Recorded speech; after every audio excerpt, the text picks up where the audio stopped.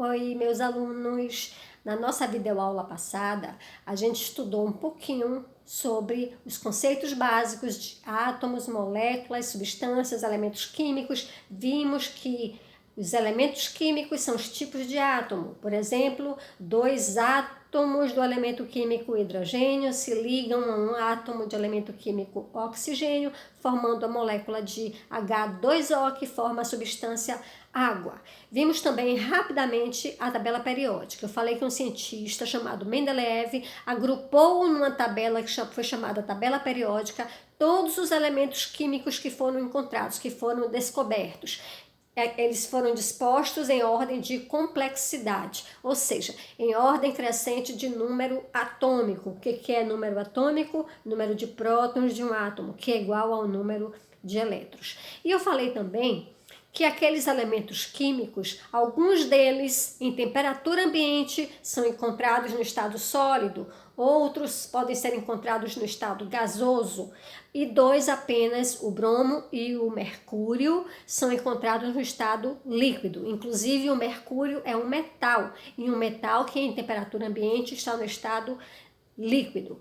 E falei que esta condição, né, do estado físico na temperatura ambiente pode ser alterada, dando calor ou retirando calor, ou seja, aumentando a temperatura, diminuindo a temperatura. A substância pode passar de um estado físico para o outro. E eu vou explicar agora o que caracteriza em relação às moléculas cada um dos estados físicos, sólido, líquido ou gás. Vamos lá.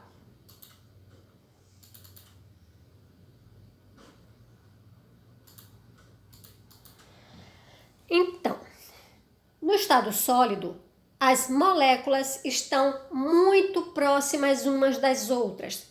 Tem pouco espaço entre as moléculas. E se tem pouco espaço, tem pouco movimento. As moléculas estão ali juntinhas. Isso que dá a rigidez do sólido, a proximidade das moléculas. Elas estão grudadinhas umas nas outras e com pouco movimento. Como se você entrasse num ônibus muito lotado, você pouco ia ter como se mexer. Mas se o ônibus estiver vazio, você vai ficar com espaço suficiente para mexer à vontade.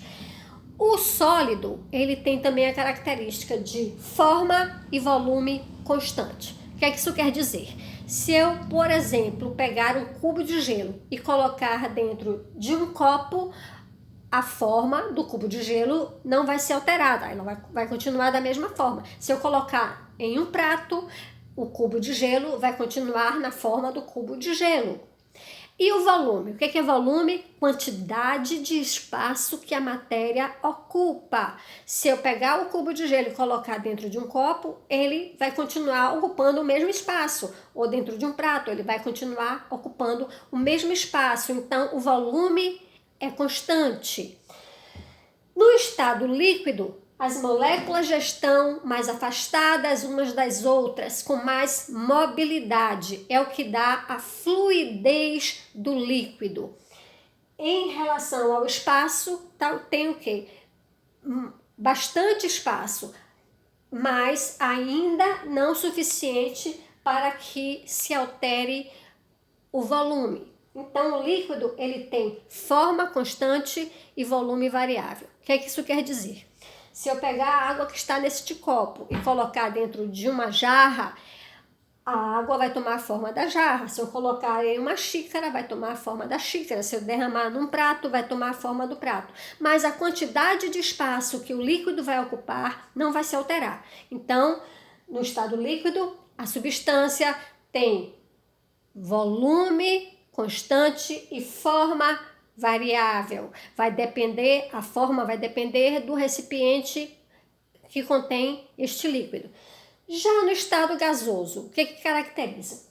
As moléculas estão muito afastadas umas das outras e com bastante espaço para se movimentar. Então, as moléculas estão muito agitadas e estão muito distantes umas das outras. E em relação à forma e volume, variáveis. Por quê? Pensem, numa garrafa de refrigerante, vocês sabem que ali dentro tem um gás que está aprisionado. Se a gente abre a garrafa de refrigerante, automaticamente, gradativamente, aquele gás que está ali dentro, que no caso é o gás carbônico, ele vai escapando, porque é da natureza do gás. Ele vai ocupar todo o espaço que ele encontrar e vai tomar forma também que ele encontrar. Então, a forma e o volume no gás é variável, porque o gás é espaçoso mesmo, ele ocupa todo o espaço e a forma de que ele encontrar. Seguindo, aqui, os 3 exemplos, né, da forma da arrumação das moléculas nos estados sólido, líquido e gás. A interação entre as moléculas, que é essa seta que está aqui, aumentando à medida que a substância vai solidificando. Ou seja, no estado gasoso, como está a interação entre as moléculas? Bem baixa, porque se elas estão muito distantes umas das outras, a interação é mínima. No estado líquido, já existe uma interação maior, mas elas ainda têm um espaço distante, de distanciamento entre as moléculas. Já no estado sólido, como é que está a interação? Enorme, porque elas estão muito próximas, elas estão interagindo mais. Em relação à temperatura, a gente aumentando a temperatura, a gente vai aumentando a agitação das moléculas e elas vão passando gradativamente, à medida que for aumentando a temperatura, do estado sólido para o líquido, para o gás. Pensem aí, se a gente tiver aqui um cubo de gelo e for aumentando a temperatura, ele vai passar para o estado líquido. E se a gente continuar aumentando a temperatura e a água entrar em ebulição, ou seja, ferver, vai começar a passar para o estado gasoso. Então, aumentando a temperatura, a gente vai passando do estado sólido para o líquido e para o gás. Em relação à agitação das moléculas, também eu já falei. No sólido, pouquíssima agitação, porque tem pouco espaço. No líquido já tem mais agitação. E no gás, muita agitação entre as moléculas. Isso aqui é um esquema básico que dá a gente aquela visão geral da arrumação das moléculas nos diferentes estados físicos da matéria. Seguindo. Bom, alguns alunos, por algumas vezes, já me perguntavam por que a água, quando ferve, ela borbulha? Ferver é entrar em ebulição, é passar do estado líquido para o estado gasoso. O líquido vai evaporar. No caso da água, vamos tomar a substância água como exemplo. Ela tem um ponto de ebulição de 100 graus centígrados. O que é que isso significa? Que a água ferve, passa do estado líquido para o gás a 100 graus centígrados. Esta característica é própria da água. Outras substâncias, elas fervem, elas têm ponto de ebulição diferentes. Por exemplo, o álcool. O álcool entra em ebulição, em fervura, a 78 graus centígrados. Cada substância tem o seu ponto de ebulição. O ferro, o ferro passa para o estado líquido? Sim, só que vai precisar de uma temperatura muito maior para você fundir, derreter o ferro, ou o ouro, ou a prata. Sim, voltando à pergunta, por que quando a água entra em ebulição, ferve, surgem aquelas bolhas? Vamos raciocinar. Aqui está a chama. Quais são as moléculas que estão mais próximas da chama? Essas moléculas que estão aqui embaixo. Quem vai primeiro passar do estado líquido para o gás? Estas moléculas que estão aqui embaixo. E o que a molécula que recebe muito calor quer fazer? evaporar, quer sair, o gás é espaçoso, o gás quer sair. Então essas moléculas aqui embaixo, que aqueceram primeiro, que atingiram o ponto de ebulição, 100 graus centígrados, primeiro, o que é que elas querem fazer? Escapar. Como que elas escapam? Empurrando as moléculas que estão aqui por cima, que ainda não alcançaram os 100 graus centígrados, ou seja, ainda não estão prontas para passarem do estado líquido para o gás. Então, o que é que essas moléculas aqui de baixo fazem para sair, para escapar? Empurram as de cima. Isso é que faz aquelas bolhas na fervura, na ebulição. Seguindo, aqui nós temos, ainda continuando com a substância água como exemplo, vamos ver aqui, no estado sólido, aqui a gente tem um iceberg, aqui a gente tem uma panela com água fervendo. Ponto de ebulição é o ponto em que a substância passa do estado líquido para o gás. Ponto de fusão. Fusão é fundir, é derreter. No caso da água, o ponto de fusão é 0 graus centígrados. O que é que isso quer dizer, Pro? Eu tirei o gelo do congelador, coloquei em temperatura ambiente. Quando a temperatura começa a subir de 0 graus centígrados, aquele gelo começa a derreter. Qual é o ponto de fusão da água?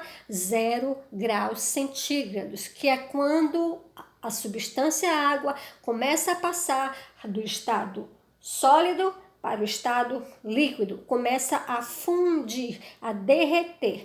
Todas as substâncias têm como características próprias suas o seu ponto de ebulição e o seu ponto de fusão. Inclusive, os cientistas até usam esta característica, esta propriedade para identificar uma substância. Por exemplo, eu mencionei que o álcool tem ponto de ebulição a 78 graus centígrados. Então, digamos que eu tenha em um recipiente uma água e no outro recipiente o álcool. E eu não estou conseguindo sentir o cheiro por algum motivo e eu quero saber quem é água e quem é álcool. Eu posso, uma das formas, né, de eu conseguir identificar é levar para ferver. E com o termômetro, se a substância começar a ferver, a entrar em ebulição aos 100 graus centígrados, qual é aquela substância?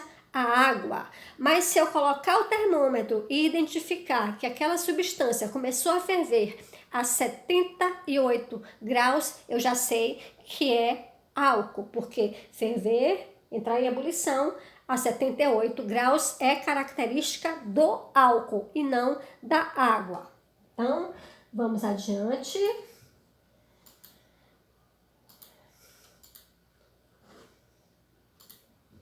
Então, como eu falei também, todas as substâncias, a depender da temperatura, elas podem variar o seu estado físico. Por exemplo, aqui nós temos um recipiente com uma substância no estado sólido, aqui no estado líquido, aqui no estado gasoso.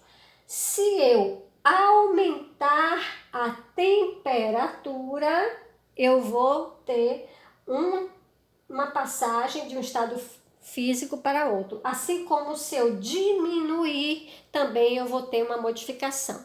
E cada uma dessas passagens tem um nome próprio. Por exemplo, se eu aqueci, se a temperatura aumentou e o sólido passou diretamente de sólido, do estado sólido para o estado gasoso, essa mudança de estado físico se chama sublimação. Essa substância sublimou. Ela nem passou pelo estado líquido, ela foi direto de sólido para gás, aumentando a temperatura.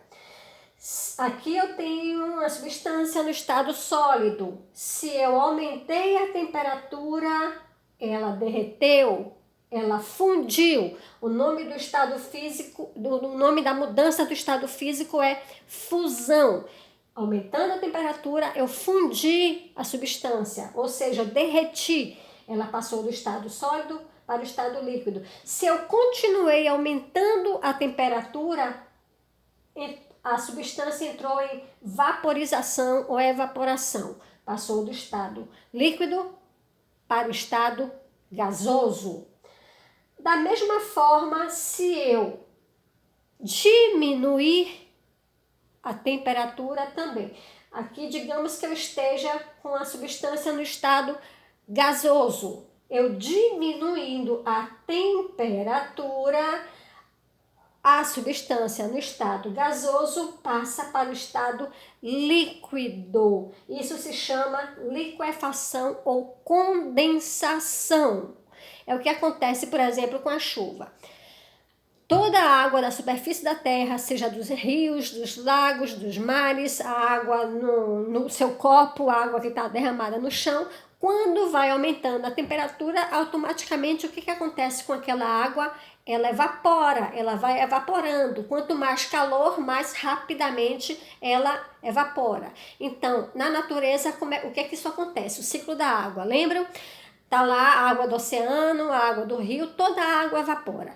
E o que evapora? Só o H2O. Então, digamos, evaporou, aí eu derramei um copo de água aqui, com esse calor que está fazendo aqui em Salvador, eu volto amanhã, a água vai estar aqui? Não, ela vai ter evaporado. Ela desapareceu?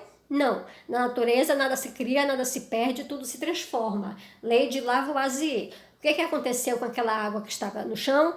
Com o calor, ela evaporou. Assim como acontece com a água do oceano evapora, sim, toda a água evapora. Então, sobe, evapora, né? Sobe, aumenta a temperatura, ela fica leve, sobe. Lá em cima formam as nuvens. Aí lá em cima, esfriando, o que acontece com as moléculas? Pesam. Pesando, caem. Ou seja, passa de novo do estado gasoso para o estado líquido. E aí, aumentando o calor, acontece tudo de novo. Ela evapora, formam as nuvens, lá em cima esfria, esfriando pesa, pesando, desce. Esta passagem do estado gasoso para o estado líquido se chama condensação ou liquefação. E se eu tiver a substância no estado líquido e continuar diminuindo a temperatura, eu vou solidificar. Digamos que eu tenha aqui, neste recipiente, uma água no estado líquido. Aí, se eu colocar no congelador, assim que começar a diminuir a temperatura abaixo de 0 grau, o que acontece com a água? Ela começa a solidificar. Então, se chama solidificação a passagem de líquido para sólido.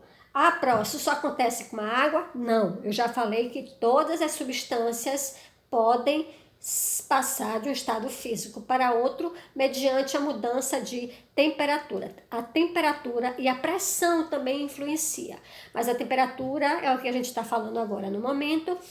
Então, a temperatura é o fator que determina a mudança do estado físico. Então, não só a água. Digamos que aqui eu tivesse no estado sólido uma barra de ferro. No que eu dei muito calor, eu aumentei muito a temperatura, ele derreteu. Se eu continuar aumentando mais e mais e mais e mais, mas eu falo numa temperatura tipo assim, acima de 1500 graus centígrados, que é o que faz com que o ferro derreta. Se eu continuar e dar muita temperatura, ele vai entrar em vaporização. Ele vai passar para o estado gasoso. E vamos ver o contrário. Aqui, digamos que eu fundi o ferro acima de 1500 graus e tenho ele aqui no estado líquido. Se a temperatura começar a cair, ele vai voltar para o seu estado sólido, que em temperatura ambiente o ferro está encontrado no estado sólido. Então, é basicamente isso. Hoje a nossa aulinha, a gente estudou essa questão da mudança do estado físico da matéria, lembrando transformação física. Por quê? Porque é reversível e porque não altera a estrutura da molécula. As transformações químicas, como a gente já viu, relembrando aqui rapidinho, a transformação química, ou fenômeno químico, altera a estrutura da molécula e é irreversível. Exemplo, a combustão. Se eu peguei um pedaço de papel e queimei, eu transformei a matéria. E aquela transformação é reversível? Eu vou conseguir ter das cinzas o papel novamente? Não. E eu vou ter alterado a estrutura? Sim. Não é mais papel, é cinza. Outro exemplo, a digestão de um alimento. Se eu comi um alimento, eu transformei, o processo digestório no meu organismo vai ter transformado quimicamente aquela substância. Se eu comi um pedaço de bolo e digeri aquele pedaço de bolo, em algum momento eu vou poder ter de volta aquele pedaço de bolo? Não enquanto pedaço de bolo. Então, alterou a estrutura da substância, alterou as moléculas, então é uma transformação química. Tem outro exemplo? Tem vários exemplos. Então, a gente vai estudar também, vai revisar isso quando a gente retornar, tá ok? Por enquanto é só. Beijinho da Pro, em casa, estudando, lendo. Beijinho.